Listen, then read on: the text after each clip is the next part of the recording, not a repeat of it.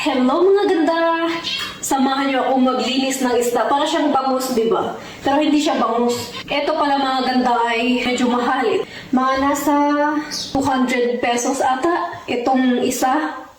Wala kasi kami nung pangkaliskis mga ganda. Kaya kutsilyo na lang yung gagamitin ko. Hahatiin ko lang ito mga ganda. Yung kalahati dito ay ipiprito ko para kay hubby.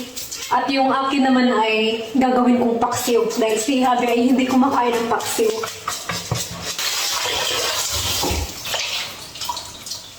Natanggal na yung kaliskis niya.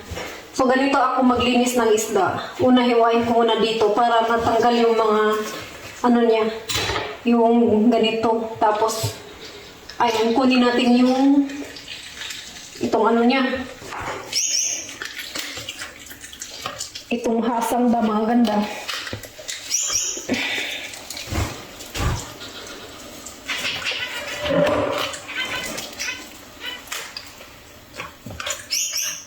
Tapos tanggalin natin dito.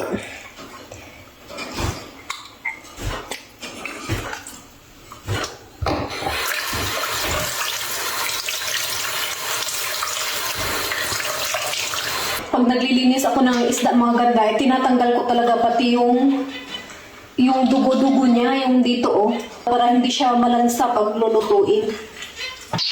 Diba itong mga ganito mga ganda o mga dugo, kailangan natin itong tanggalin.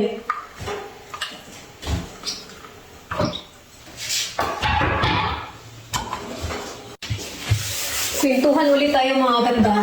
Dati, yung lola ko ay nangungutang ng isda para may ulam kami at may pambaon kami sa school. Minsan talaga mga ganda ay wala. Pero pumapasok pa rin kami sa school kahit yung baon namin ay ano lang, bigas, kanin.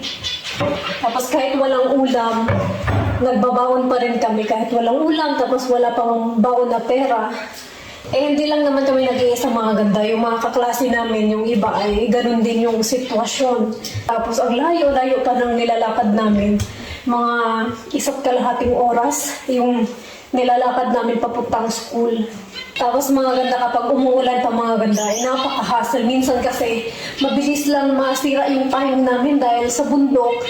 Kapag sobrang lakas ng hangin ay bumabaliktad yung payong, tapos ay nasisira, tapos wala namang pambili mga ganda. Kaya minsan mga ganda, ako yung mga kaklase ko, mga pinsan lang din namin, ay kapag umuulan, nangunguha kami ng dahon ng saging, yun yung ginagawa namin payong.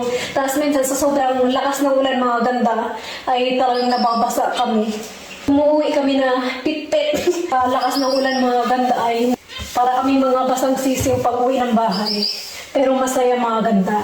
Yung panahon dati mga ganda ay sobrang saya kahit medyo mahirap, di ba? Tapos ngayon, medyo malungkot na yung buhay ngayon. Ewan ko. At ayun lang mga ganda. Ayan, naliwa ko na siya mga ganda. At lulutuin ko na. Thank you so much for watching. Bye!